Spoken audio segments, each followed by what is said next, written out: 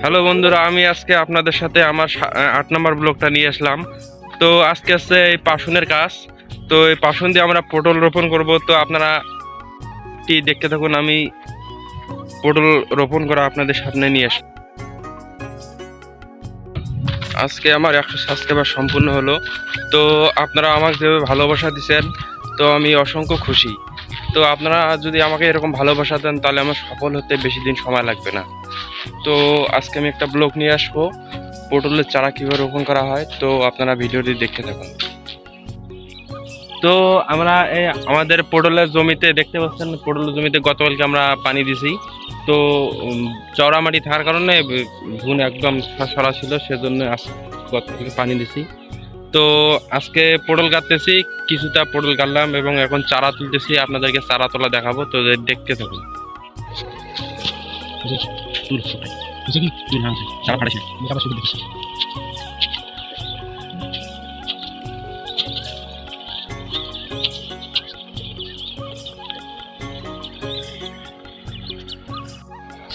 তো আমরা কিছু চারা তুললাম। তো এগুলো দেখতে পাচ্ছেন, আমরা এখানে পটলে বলান করছিলাম, সেটা প্রায় মাস খানেক আগের মতো পটলের চারা করছি। তো পটলের চারাগুলো পাশন দিয়ে তোলার পর জমির মধ্যে নিয়ে যা গাড়বো।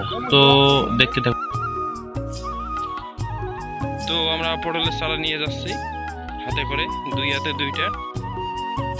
তো এদের পাশে আমরা গাড়বো। তো গর্ত করে রাখছি, তো এই গর্তের মধ্যে আমরা পটলের চারা রোপণ করবো।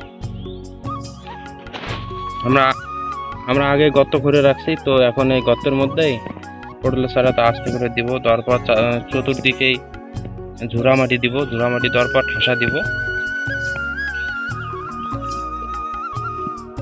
তো 30 দিনের মধ্যে আমাদের এই পটলের চারা থেকে পটল ধরা শুরু হয়ে যাবে। পাশে দেখতে পাচ্ছেন গর্ত করে রাখছি।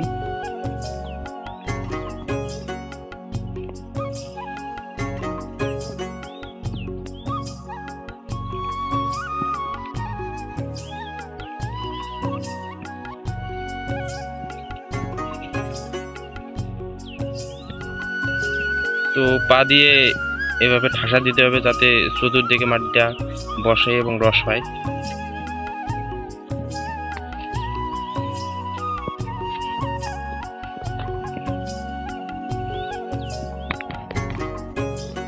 কাজ করতে করতে কখন যে দিনটা চলে গেল তা আমরা নিজে জানি না।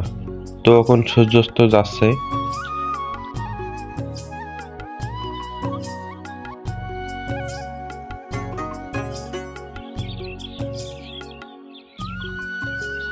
তো আজকে পটল কাটতে কাটতে বেলা শেষ। তো আগামীকালকে পটল গাড়বো, তো সেই ভিডিওটা নিয়ে আসবো। ধন্যবাদ।